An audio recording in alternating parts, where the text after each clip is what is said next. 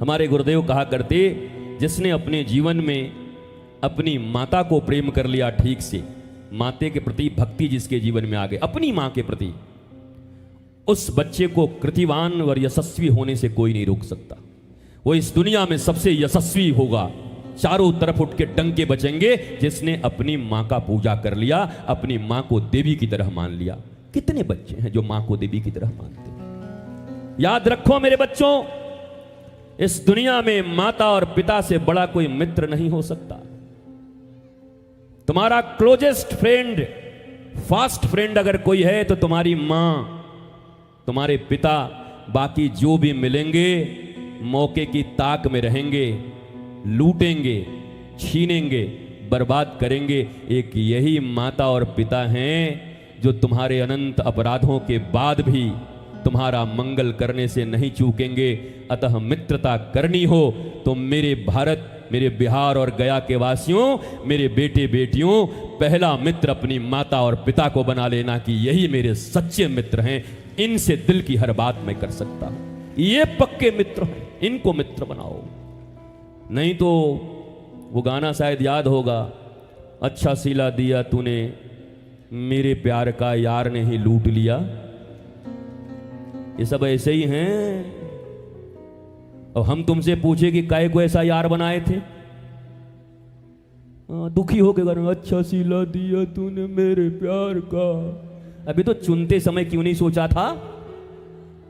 माता पिता, श्रेष्ठ गुरु, ज्ञानी गुरु, इनके रहते हुए उचक्कों के साथ दोस्ती किया। आज लोग कहते हैं, ये बच्चे ये कहते हैं ये मेरा फास्ट फ्रेंड है, मेरे सही गलत दोनों में साथ रहता है। ये फ्रेंड है कि तुम्हारा दुश्मन है?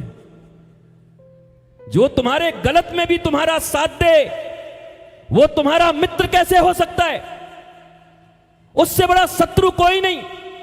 और अगर वो मित्र होता तो फिर कृष्ण को, कर्ण को नहीं मरवाना था, क्योंकि कर्ण ने तो दुर्योधन से मित्रता निभाई थी। एक एक पग पर अपने मित्र के साथ खड़ा था। तो भगवान को, कर्ण को मरवाने की क्या जरूरत पड़ी? मित्रता ये नहीं जो तुम्हारी गलतियों में तुम्हारा साथ दे, तुम्हारी गलतियों को छुपाए, तुम्हें गलती करने पर और उकसाए। सच्चा मित्र ऐसा कभी नहीं कर सकता, रोक देगा, छोड़ देगा। इसीलिए तो गुरु और शिष्य के बीच में प्रायः नाराजगी ही रहती है। हां, अगर दक्षिणा वाला मामला है तो अलग बात है, तुम भाड़ में जाओ, हमको लिफाफा देते रहो, हमको क्या मतलब है। लेकिन अगर सच्चा गुरु है, गुरुत्व उनके भीतर है और आपने गुरु रूप में वर्ण कर लिया, तो ये नाराजगी चलती रहती है। क्योंकि शिष्य के वर्तमान जीवन से कोई भी सदगुरु राजी नहीं होता। वो तुम्हें परफेक्ट बनाना चाहता है, वो तुम्हें किसी गड्ढे में गिरना नहीं देना चाहता। तो वो तुम्हें शत्रु जैसा लगता है, बार बार पर टोकते रहते हैं, बार बार मुझे रोकते रहते हैं। ऐसा गुरु हमको नहीं बनाना। तुमको कैसा मित्र बनाना है? जो तुम्हारे साथ शराब पिए, जो तुम्हारे साथ पता नहीं कैसे कुकृत्य करने में तुम्हारे साथ दे। जैसे दुर्योधन का साथ देता था कर्ण हर बात पर। किस लिए साथ देता था? अरे एक जगह 2 कौड़ी की इज्जत बचा दी, अंग देश का राजा बना दिया, तो तुम अधर्म के साथ खड़े हो जाओगे, उस दुर्योधन के साथ खड़े हो जाओगे जो अपने ही घर में अपने ही घर की बहू और बेटी को नंगा करने को राजी हो जाता है। उसके साथ मित्रता निभाओगे? द्रौपदी को नंगा करने को अपने छोटे भाई को कहता है, उससे तुम मित्रता निभाओगे? और परमात्मा तुम्हें छोड़ देगा और कृष्ण तुम्हें छोड़ देंगे। यदा यदा ही धर्मस्य ग्लानिर्भवति भारत, जो धर्म की स्थापना के लिए आए हैं, वो तुम्हारे इन लौकिक धर्मों का, आचरण का कोई मूल्य नहीं देते। अब रिश्तेदार हैं तो महाराज जी कुछ तो सेवा करना पड़ेगा ना। नहीं, अधर्म में साथ मत देना। अधर्म में साथ दिया धृतराष्ट्र ने अपने बेटे का, अधर्म में साथ दिया गांधारी ने अपने पति का। अरे पति अंधा था और पतिव्रता होने का अर्थ यह था कि तुम तो अपनी आंखें खोल के रखती, एक आंख पति का और एक आंख तुम्हारा, ये पतिव्रता होता। पति अंधा तो हम भी पट्टी बांध लिए। तो इतनी पतिव्रता थी तो एक बेटा क्यों नहीं बचा लेती पतिव्रता होने के नाते। आपके पास तो बहुत शक्ति होनी चाहिए। नहीं नहीं नहीं, तुम्हारा कोई उपासना, कोई भी क्रिया कर्म, कोई भी कर्म कांड, अगर उपासना की बात करते हो तो हिरण्यकश्यपु से बड़ा उपासना करने वाला कौन? जिसने इतनी बड़ी तपस्या की कि उसके शरीर में दीमक लग गए। तुमने कब ऐसी तपस्या की कि तुम्हारे शरीर में दीमक लग जाए? एक मक्खी बैठ जाए तो तपस्या छोड़ के उठ जाओगे, मच्छर काट जाए ध्यान टूट गया, एक मच्छर में ध्यान टूट गया। और हिरण्यकश्यपु दीमक लग गया उसके शरीर में, पर इतना जोरदार तपस्या करता रहा। मैं कहता हूं अगर तपस्या ही बड़ी है, उपासना ही बड़ी है, तो हिरण्यकश्यपु को मारने की क्या जरूरत पड़ी? वो तो तपस्वी था, उसने तो मंत्र जाप किए, उसने तो बुलाया, लेकिन नरसिंह भगवान आए और फाड़ दिया ऐसे करके, अंतड़ियां निकाल ली। क्यों? तुम्हारी उपासनाएं, तुम्हारी ये पूजाएं, अगर तुम धर्म के पक्ष में नहीं हो, और धर्म के मर्म को समझना बड़ा कठिन है, स्वयं शास्त्र पढ़ के कभी नहीं सीख सकते। तुम इतने काबिल होते तो बिना टीचर के 5वीं क्लास पास करके दिखा दो, तुमको 10 टीचर लगते हैं। हाई स्कूल में तुम्हारे कोचिंग क्लासेस चलने लगते हैं, स्कूल के बाद भी मैथ्स के अलग, इंग्लिश के अलग, तब जाकर के बड़ी मुश्किल से पास कर पाते हो। और धर्म जैसा चीज, आध्यात्म जैसा चीज, जो इस दुनिया का सबसे प्रीशियस है, सबसे महत्वपूर्ण चीज, जो तुम्हें आनंदित बना सकता है, जो तुम्हें युवराज बना सकता है, जो तुम्हें सम्राटों की जिंदगी दे सकता है, तुम्हारे भीतर में आने वाले किसी भी प्रकार के दुख को वो रोक सकता है। सच्चिदानंद रूपाय विश्वोत्पत्त्यादि हेतवे तापत्रय विनाशाय श्री कृष्णाय वयम नुमः। इन तीनों प्रकार के तापों से अगर कोई मुक्त कर सकता है तो वो ईश्वर की सच्ची आराधना। What's your process, it's not important, what's your motive, it's more important. तुम्हारा प्रोसेस क्या है इससे कोई फर्क नहीं पड़ता, तुम्हारा उद्देश्य क्या है इससे बहुत ज्यादा फर्क पड़ता है। श्री कृष्ण ने कहा युधिष्ठिर को, झूठ बोलो जाकर अपने गुरु से। युधिष्ठिर को पूछना चाहिए था, महाराज हमें मिले हैं, भगवान हो, हमारे तुम्हारे जैसे लोग होते, आज मीडिया होती तो कहते ये देखो भगवान, ये श्री कृष्ण एक नंबर का झूठा है, ये अपने भक्तों को झूठ बोलना सिखा रहा है, गुरु और शिष्य में लड़ाई करवा रहा है, फलाना तक। ऐसे कैमरा लेके खड़े हो जाते हैं और दिन भर यही न्यूज चलता।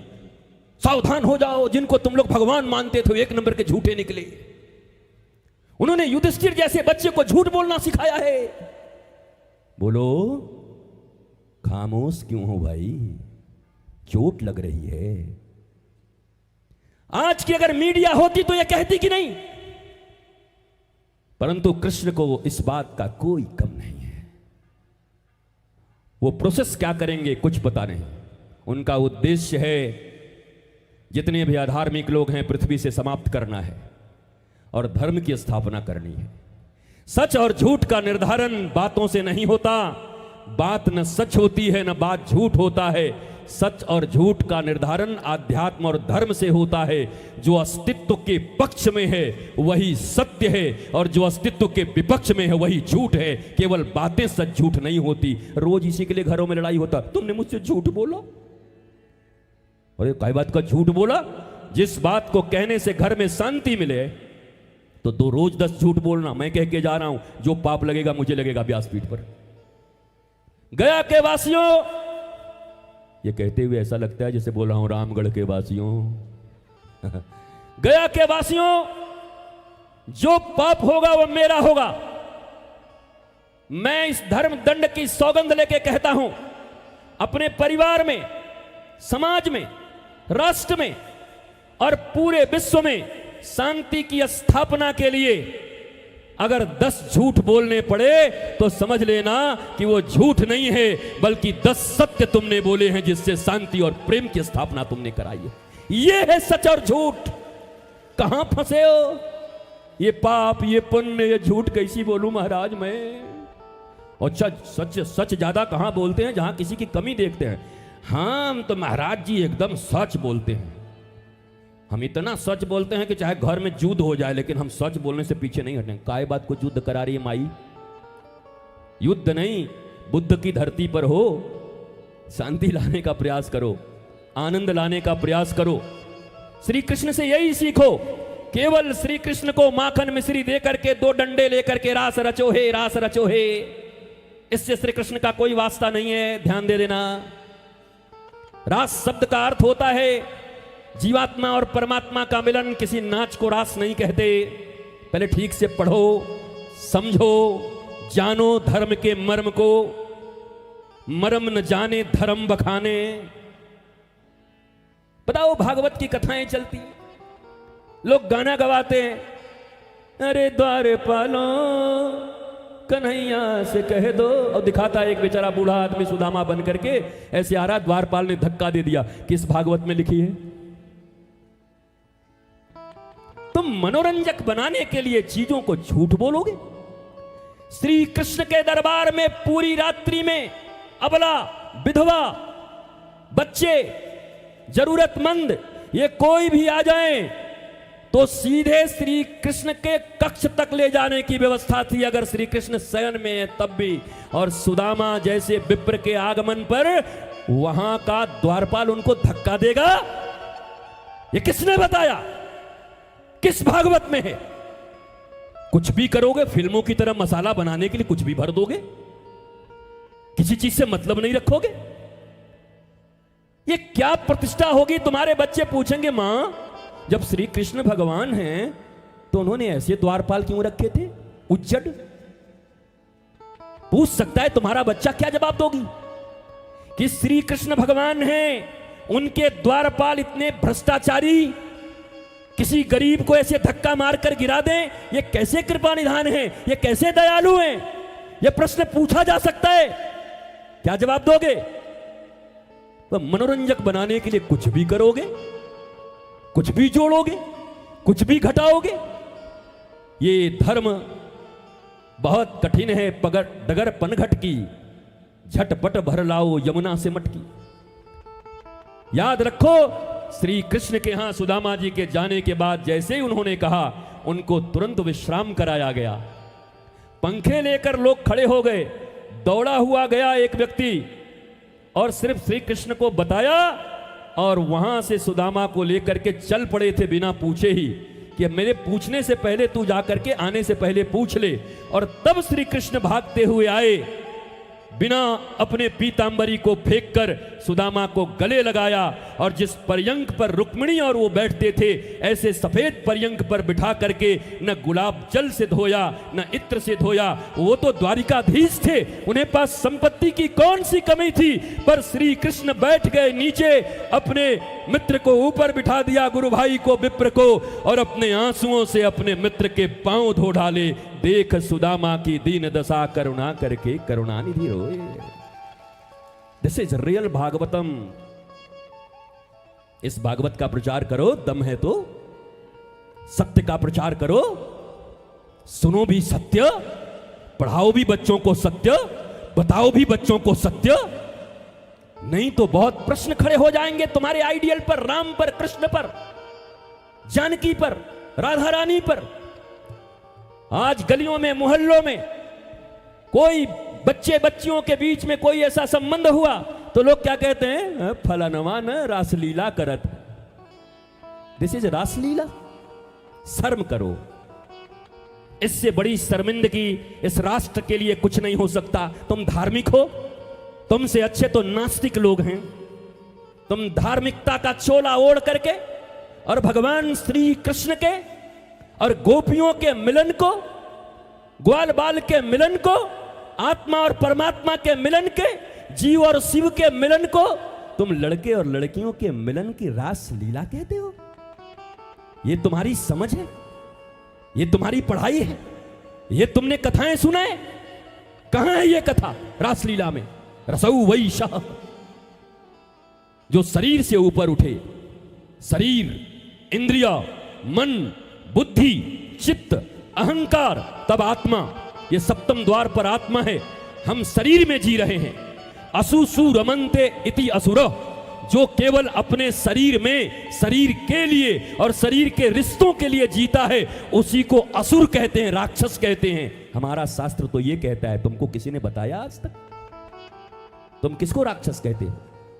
जो केवल अपने शरीर में रमा हुआ है, इस शरीर के लिए ही पाप किए जा रहा है, इस शरीर के लिए ही सब कुछ उसके कर्तव्य हैं, पापी पेट का सवाल है। भगवान श्री कृष्ण कह रहे हैं गीता में, अहम वैश्वानरो भूतो, मैं इस पेट में अग्नि बनकर के विराजमान हूं। ये कौन से लोग हैं जिन्होंने कहा ये पापी पेट का सवाल है? ये किस धर्म ग्रंथ में लिखा है? व्हाट्सएप यूनिवर्सिटी से लिख के आए हो कि फेसबुक यूनिवर्सिटी से पढ़ के आए हो? कहां से पढ़ के आए हो? चाचा मौसा मौसी काका काकी एक ग्रुप बना लिए हैं, स्वीट फैमिली, अब कुछ भी लिखे जा रहे हैं। गीता में श्री कृष्ण ने ऐसा कहा। आपने पढ़ा है गीता? याद है आपको गीता? धर्म क्षेत्र कुरुक्षेत्र, कुछ भी लिख दोगे गीता के नाम पर, कुछ भी लिख दोगे रामायण के नाम पर, कुछ भी फॉरवर्ड कर दोगे। खुद भी नहीं पढ़ता, फॉरवर्ड कर देता है। अरे खुद पढ़ तो लो, किसी गुरुजी से पूछ तो लो कि गुरुजी एक ऐसा आया है, क्या ऐसा धर्म में है? बोलेंगे 2 कौड़ी का है, बहुत झूठा है, हटा दे इसको, डिलीट कर दे। पर फॉरवर्ड कर रहे हैं, अपने आप को धार्मिक बता रहे हैं। स्वीट फैमिली में गीता में ऐसा कहा है। कौन सी गीता में कहा है? सीता और गीता में, हेमा मालिनी के फिल्म में? बताओ। हेमा मालिनी तो हमारे यहां की सांसद है, मथुरा की। कौन से गीता में है बताओ? तो धर्म जानते नहीं, धर्म को कभी सुनने का प्रयत्न नहीं करते। कर्म कांडों में तुम्हारा बहुत मन लगता है, पर याद करो श्री कृष्ण को तुम बहुत मानते हो, पर गीता सुनने को राजी नहीं। ये तो ऐसी बात हो गई, मम्मा आई लव यू, पापा आई लव यू। अब मम्मी कहे बेटा एक गिलास पानी देना, मम्मी छोटी से मंगवा लो ना, आई लव यू। बेटा थोड़ा मेरा दवाई ले आना, मम्मी उससे मंगवा लो ना, आई लव यू। बेटा सब्जी ले आया तो मम्मी मैं सब्जी नहीं लाऊंगा, किसी और से मंगवा लो, आई लव यू। बेटा आटा ले आ, गेहूं पिसवा कर, हमसे नहीं, आई लव यू। तो मैया पकड़ेगी तेरे आई लव यू का अचार डालूं मैं? बोल क्या करूं ऐसा I love you? Love without loving activities towards the beloved is same SHAM। वैसा प्रेम जिस प्रेम में प्रेम की क्रिया नहीं, वो प्रेम प्रेम नहीं, पाखंड मात्र है। अगर प्रेम करते हो तो प्रेम की क्रियाएं भी होनी चाहिए। अगर प्रेम है तो प्रेम का समर्पण भी होना चाहिए। I love you, I love you, I love you. सुबह आई लव यू, दिन में आई लीव यू, और रात को आई किल यू। ये जिंदगी है व्हाट्सएप की, ये जिंदगी चल रही है। सुबह बोल आई लव यू, मुंह ऐसे चौड़ा हो गया। दिन में आई लीव यू, और रात को तो इतना मामला बढ़ गया, बोला आई किल यू। ये कई को लव है, तुम्हारा किस बात का लव है? ये दिल सूख गया, खत्म हो गया। व्हाट्सएप के लाल लाल दिल आ गए हैं। झूठा आदमी, फ्रॉड आदमी बैठ के सिनेमा देख रहा और भेजता है मैं तुम्हारे लिए रो रहा हूं, दिल भेज के। बर्गर खा रहा और सिनेमा देख रहा। इतना झूठ, इतना फरेब। कभी कभी मुझे वो अच्छा लगता है, वो अमिताभ बच्चन ने एक फिल्म बनाया था अग्निपथ, उसमें कहता है हे अन्ना ये फोन भी अजीब चीज है, आदमी सोचता कुछ है, बोलता कुछ है और करता कुछ है। हाय हे भाई, आदमी सोचता कुछ है, बोलता कुछ है, करता कुछ है, उसको इतना सीरियस लेके चल रहे हो फोन को? ये झूठे लोगों का कारोबार है। इस पर अपना जीवन मत निछावर करना, इसके ऊपर कभी बर्बाद मत होना, लौट नहीं पाओगे। सूटकेसों में तो लौटे कितनी बेटियां हमारी निकल गई और सूटकेस में लौट के आई कट पिट करके, लाश दुर्गंध देता हुआ। मेरी प्यारी बेटियों, अगर तुम्हारी मां तुम्हारी मित्र न हुई, रक्षक न हुई, पिता न हुए, तो किसी और पर भरोसा मत करना। उन्होंने तुम्हें जन्म दिया है, वो तुम्हारे एक एक सुख के लिए अपना सब कुछ लुटा सकते हैं, बाकी इस दुनिया में कोई नहीं। मैं खुद को भी नहीं कहता, क्योंकि पहले मातृदेवो भव, पितृदेवो भव, तब आचार्य देवो भव। गुरु का नंबर तीसरा है, तुम मानो उनको। यद्यपि किसी विशेष केस में क्या हुआ, भरत जी ने मां को नहीं माना। अच्छा, जो मां को न माने, मां का विरोध करे और भगवान उसको गले लगाएं, तो भगवान तो बड़े गड़बड़ है भाई। बताओ, घर में मां को नहीं मानता और इसको साथ दे रहे हैं, ये तो गड़बड़ कर रही है। भरत ने मां को नहीं माना, परंतु राम ने गले लगाया। क्योंकि विशेष परिस्थिति यह है कि जब परम पिता का कोई विरोध करे, प्रहलाद ने अपने पिता का बात नहीं माना और प्रहलाद को बचाने के लिए भगवान आ गए। दुनिया का दुश्मन तो कोई और होता है, प्रहलाद का दुश्मन तो उसके पिता ही थे, पर प्रहलाद एकनिष्ठ रहा। जाके प्रियन राम वैदेही तजिए ताहि कोटि बैरीसम यद्यपि परम स्नेही। यहां तो बाप बड़ा ना भैया, सबसे बड़ा रुपैया, ताता थैया, ताता थैया। यही सिद्धांत है। पढ़ किस लिए रहे हो? अपने बच्चों को किस लिए पढ़ा रहे हो? संस्कारी बनाने के लिए। कल सुनाया था ना, प्रातः काल उठ के रघुनाथा, मातु पिता गुरु नाम ही माथा, गुरु नाम ही माथा। हाथ उठाइए, अब नीचे करिए। अब वो लोग उठाइए जिनके जितने भी बेटे बेटी हैं, रोज बिना नागा किए प्रतिदिन दंडवत होकर के माता को, पिता को, गुरु को और भगवान को प्रणाम करते। झूठ मत बोलना, इस 7 दिन तक यहां भागवत हुआ है, सारा पाप तुम्हारी पर बांटूंगा।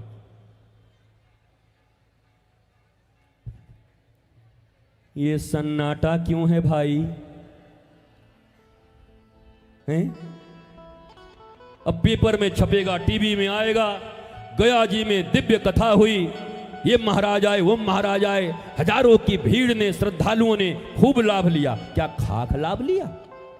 बेटा बेटी प्रणाम नहीं करते, रघुनाथ प्रणाम करते अपने पिता को, रघुनाथ प्रणाम करते अपनी मां को, रघुनाथ प्रणाम करते स्वयं भगवान होने के बाद भी अपने गुरु को। तुमने क्या सीखा रामचरितमानस की राम कथाओं से? क्या सीखा? यहां कौन सा नियम है? वहां था प्रातः काल उठ के रघुनाथा, मातु पिता गुरु नाम ही माथा। आजकल प्रातः काल उठ के अनाथा, मोबाइल में मार ही माथा। ये तो प्रातः काल उठ करके अनाथ मोबाइल में माथा मार रहा है। और बड़े बड़े लोग हैं, माता पिता सब। बोला ये कौन है? बोला फलाने सेठ जी हैं गया का। हाँ हाँ, 100 कथा करवाए हैं। बेटा बोला मुंह नहीं देखना चाहता इनका। तुमको प्रणाम करना चाहिए ना तुम्हारे बच्चों को, तुमने कथा करवाया है, क्यों नहीं करते? तुम्हारे बच्चे अपने मोबाइलों में और जहां वो पढ़ने के लिए जाते हैं, वो हीरो हीरोइन के फोटो लगा करके रखते हैं, उनके आइडियल वो हैं, रोल मॉडल हुए। मैं तुमसे पूछता हूं, तुम कैसे फेल हो गए? जन्म तुमने दिया, पढ़ाया तुमने। इस भारतवर्ष में कम से कम प्रत्येक बेटे और बेटियों के अगर कोई रोल मॉडल और कोई रियल हीरो और हीरोइन होनी चाहिए तो उसकी मां और पिता होने चाहिए कि मेरे रियल रोल मॉडल मेरे माता और पिता हैं। क्यों नहीं तुम्हारी तस्वीरें लगाते? फेलियोर क्यों फेल हो गए? उम्र तो 60 साल की हो गई, 70 साल की हो गई। अब कुछ ऐसे लोग हैं यहाँ, वो वृंदावन के बंदर बन गए हैं। हमारे वृंदावन में कैसे बंदर होते हैं जानते हो? वृंदावन का बंदर से कभी विश्वास मत करना। वृंदावन के बंदर के पास केला लेके जाओगे और तुम्हारी नजर जब उस पर पड़ेगी तो ऐसे करेगा बंदर, ला ला ला, मतलब तुम्हारा केला तुम समझो, हमको क्या मतलब। और जैसे ही तुम्हारा दूसरे तरफ ध्यान गया, तुम्हारे केले को ऐसे देखेगा, ये केला अपना है। फिर तुम्हारा जैसे ही निगाह पड़े फिर वो करेगा, कल रात बढ़िया से सोया नहीं था। वो तुमको भ्रमित करेगा कि मैं देख ही नहीं रहा हूं। 3 बार 4 बार में जब तुम श्योर हो जाओगे कि वाह वाह वाह वाह कन्हैया के बंदर हैं, बड़े अच्छे हैं, बस बेटा गए तुम। अब 5वीं बार में जैसे ही केला लेके निश्चिंत हो गए, केला तो गया, चश्मा भी जाएगा, मोबाइल भी जाएगा, पर्स भी जाएगा, और जब तक फ्रूटी नहीं पिलाओगे तब तक मिलेगा नहीं। फिर तो जब मैं कोई ऐसी बातें करता हूं तो देखता हूं आगे पीछे जो बड़े बड़े लोग बैठे रहते हैं वो बंदरों की तरह व्यवहार कर, उधर देखते हैं। भैया सुन लो, लगे तो लगे ना, आओ सामने खड़े हो जाओ। काय बात के मां बाप हो? जब तुम्हारा जन्म दिया बच्चा तुम्हें प्रणाम नहीं करता, तुम्हारा जन्म दिया बच्चा तुम्हें रोल मॉडल नहीं मानता, तुम्हें हीरो नहीं मानता, नायक नहीं मानता। नायक नायिका किसको मानते? रोल मॉडल आलिया भट्ट को। वो आलिया भट्ट जिससे पत्रकारों ने पूछा भारत के प्रधानमंत्री का नाम बताओ, तो बोली पृथ्वीराज चौहान। ये इनके रोल मॉडल। कमाल है। उसका जनरल नॉलेज देखो, इसी भारतवर्ष में रहती है। पत्रकारों ने पूछा तो बोला you know the prime minister of India Prithviraj Chauhan. पत्रकार बेहोश हो गया कि हे भगवान, इसको करोड़ों लोग फॉलो करते हैं। ये तुम्हारे बच्चों के रोल मॉडल हैं, जिन अमिताभ बच्चन की खुद अंतड़ियां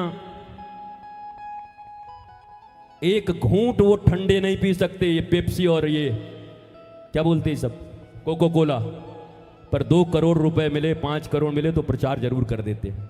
वो पी नहीं सकते, पिए तो गए। ये रोल मॉडल हैं तुम्हारे, ये तुम्हारे रोल मॉडल हैं। ये तुमने रोल मॉडल बनाए हैं।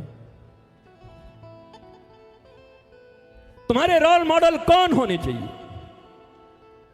इसी समाज से एक ऐसा बच्चा, गरीब का बच्चा निकले।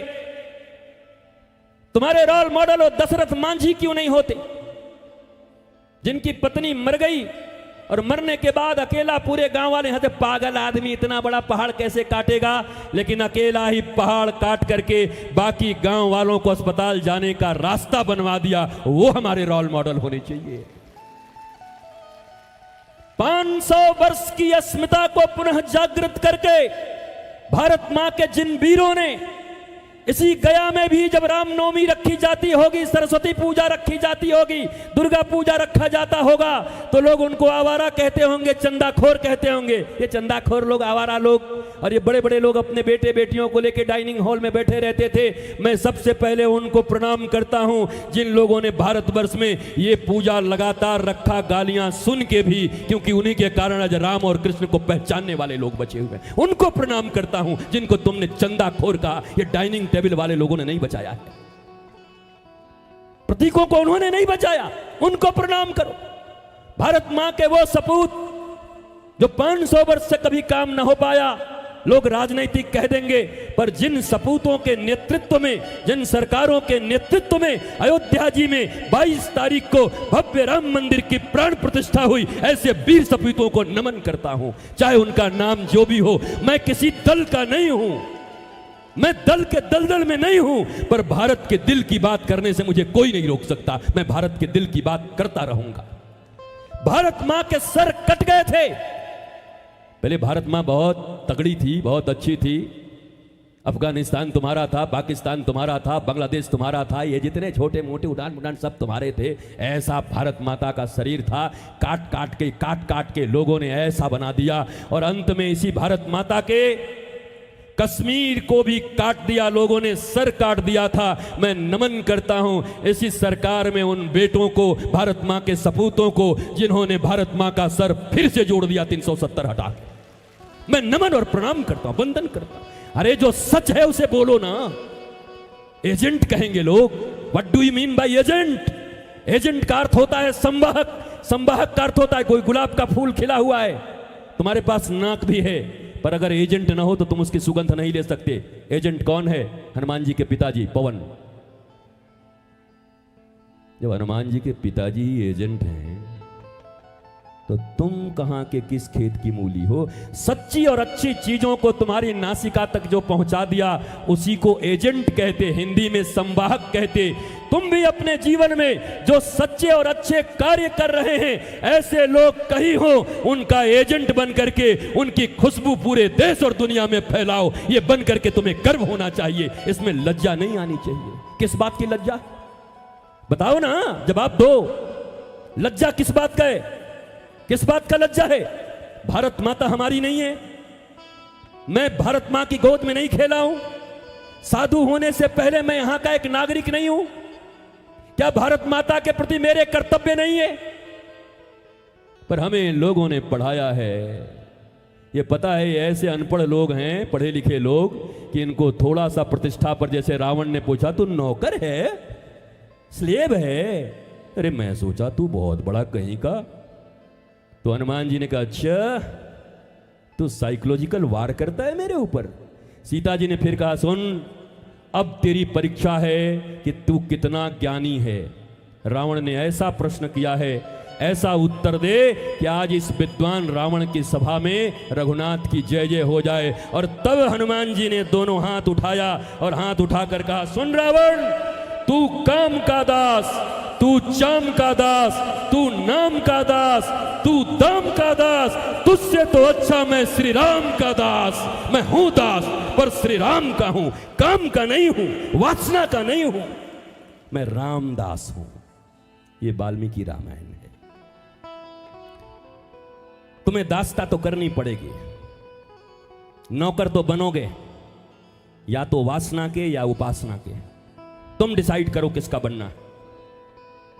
तुम्हें दासता तो करनी पड़ेगी, या कामना का या रामना का, राधा रामना का, किसका बनना चाहते हो तुम डिसाइड करो। या तो दाम के, बाप बड़ाना भैया रुपया के दास बनोगे, या श्री राम के बनोगे। तुम डिसाइड करोगे किसके बनना चाहते हो। और इस बात का प्रमाण है, जिन्होंने सब कुछ छोड़कर काम, नाम, चाम, दाम और राम की दास्ता की। राम मंदिर दुनिया में कम है, पर जिन्होंने दास्ता की उनके मंदिर गली गली में हनुमान जी के मंदिर है। उनकी इतनी प्रतिष्ठा और इतनी रामदास बनो भैया, रामदास बनो, राम जी के दास बनो। रामो विग्रहवान धर्म, चलते फिरते धर्म है राम जी। अगर धर्म सीखना है शास्त्र की जरूरत नहीं है, अगर राम जी सामने आ जाएं तो वही धर्म है, उनको फॉलो करो, वही राम जी, वही धर्म है। रामो विग्रहवान धर्म, चलते फिरते धर्म है। मेरी माताओं, मैं आपको प्रणाम करने आया हूं, नमन करने आया हूं। इतनी लंबी कथा सुनने के बाद भी तुम बैठे हुए हो। कल भी मैंने तुम्हारे प्रति श्रद्धा व्यक्त की, यद्यपि मेरे लिए भी बड़ा कठिन है किसी कथा के बाद आकर के बोलना, लगातार 5-5, 6-6 घंटे तक किसी को बिठाना। इट्स नॉट फेयर, ये अच्छी बात नहीं। प्रथम 1 घंटे, 2 घंटे, 2.5 घंटे तक पूरा मन एकाग्र करके लोग बैठते हैं, पर मेरे लिए बहुत जबरदस्त फील्डिंग है ये। पहले तुम 3 घंटे बैठ चुके हो और फिर तुमसे बातें करना। लेकिन अब ये आयोजकों ने कैसे सेट किया था मुझे पता नहीं, पर आगे से ऐसे मत करियो भैया। एक बार कथा हो जाए तो हो गया, फिर जब लाना हो तो खुद बोलना कि हाँ भैया तुम्हें अच्छा लगता है, इतने बजे गुरुदेव आ रहे हैं, आना होगा तो आ जाना। एक भौरा होता है, भौरा 12 किलोमीटर दूर से जब कमल के मकरंद की खुशबू फैलती है तो 12 किलोमीटर भनभनाता हुआ पैदल भौरा आकर के कमल के ऊपर बैठ जाता है। जिनको भगवान की कथा प्यारी होगी और जीवन की कथा प्यारी होगी, वो भनभनाते हुए पांडाल में आके फिर बैठ जाएंगे। बस उनको समय दे देना कि भैया कल आ जाओ, परसों आ जाओ, इतने बजे आ जाओ। जिनको जरूरत हो जरूर आएंगे, और जिसको जरूरत नहीं है वैसे लोगों को बोलने से भी क्या जरूरत है।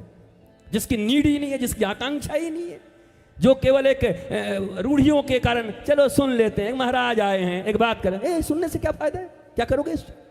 तुम्हारे भीतर प्यास होनी चाहिए, हाँ आज मैं बदलूंगा।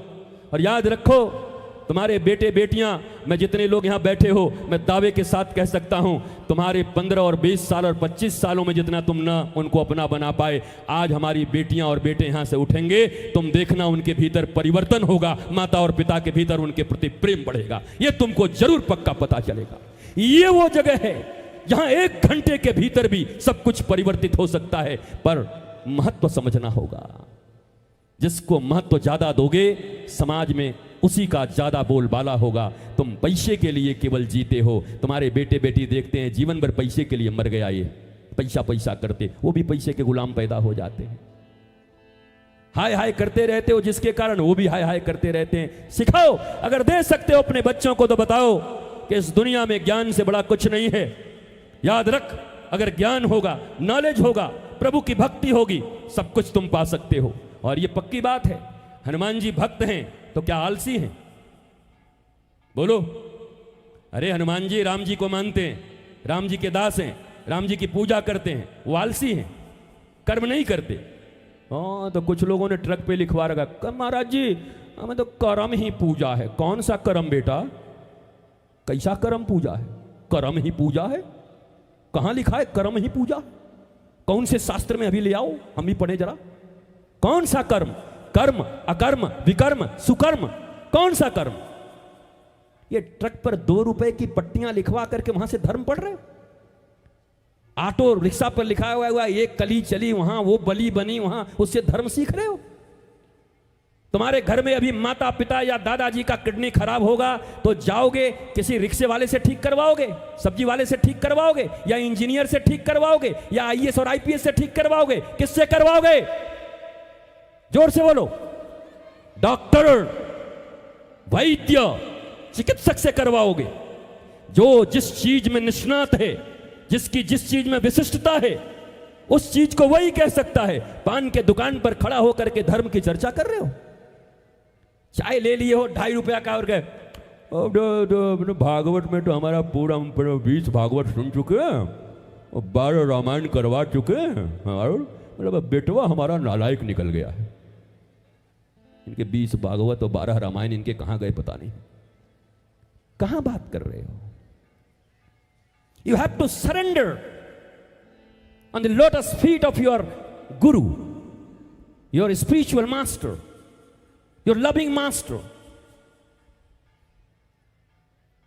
उनके चरण कमलों में तुम्हें समर्पित होना होगा।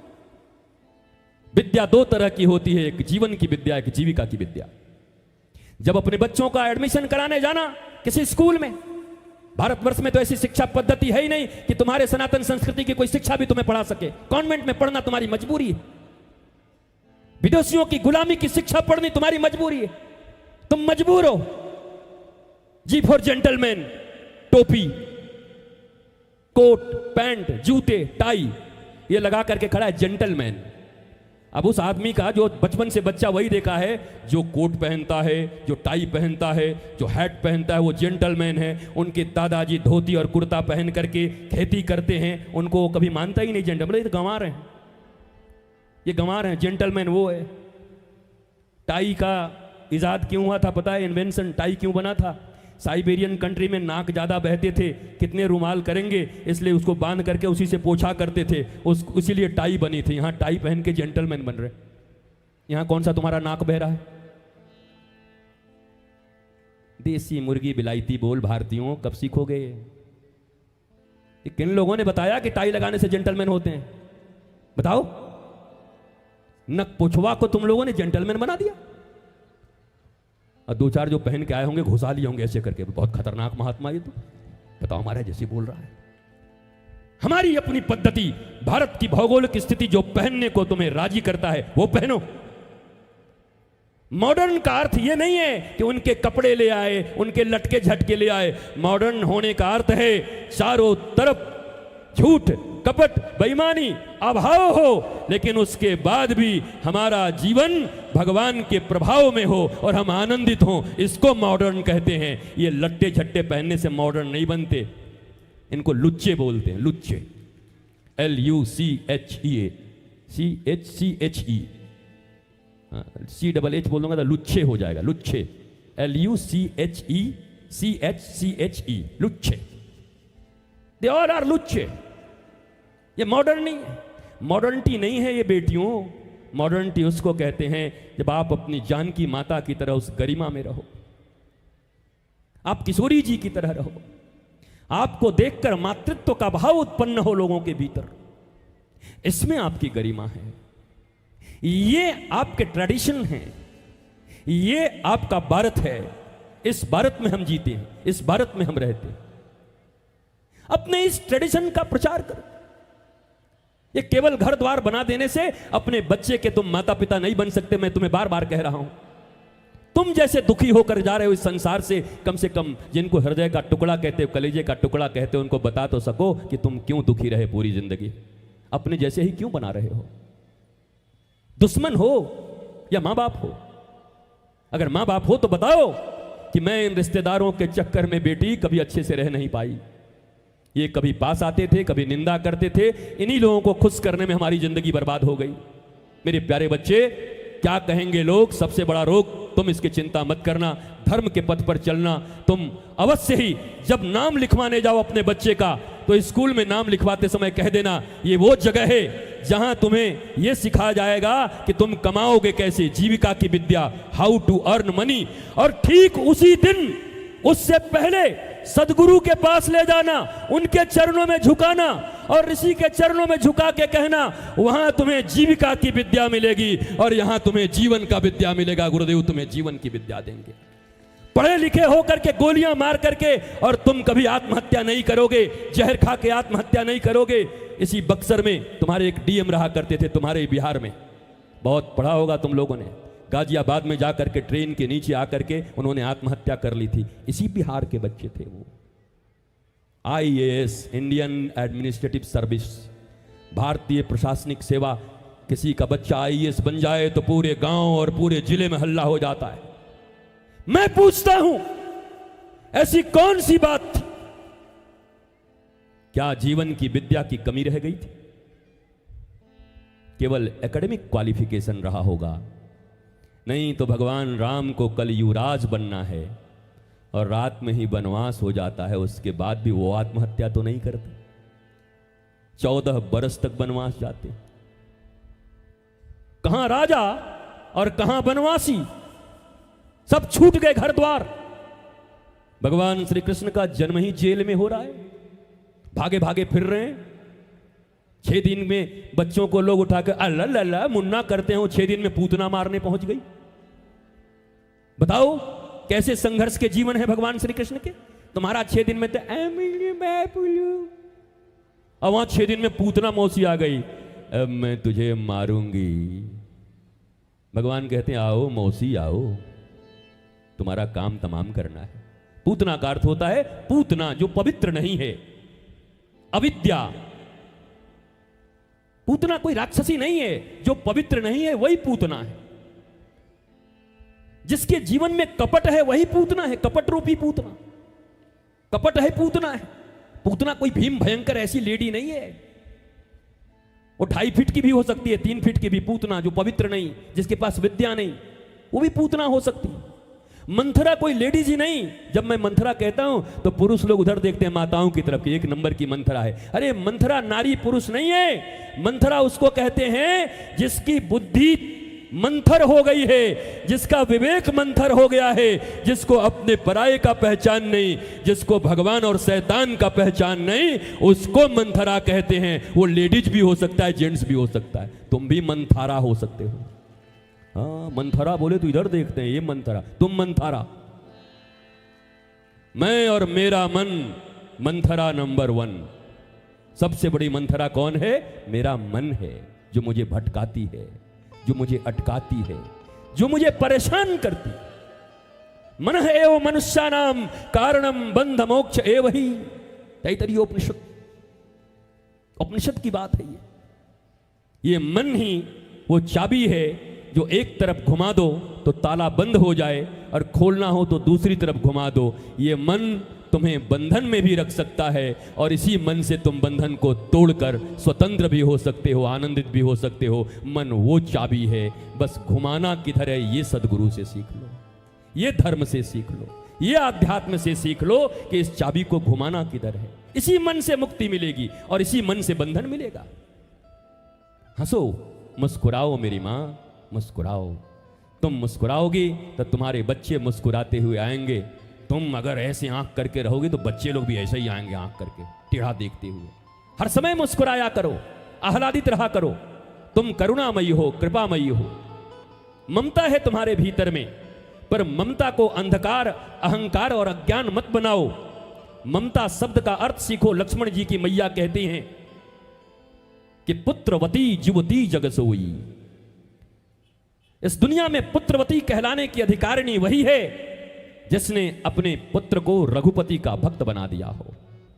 बाकी तो पुत्रवती होके भी बांझ के जैसी है। शास्त्र तो यही कहता है।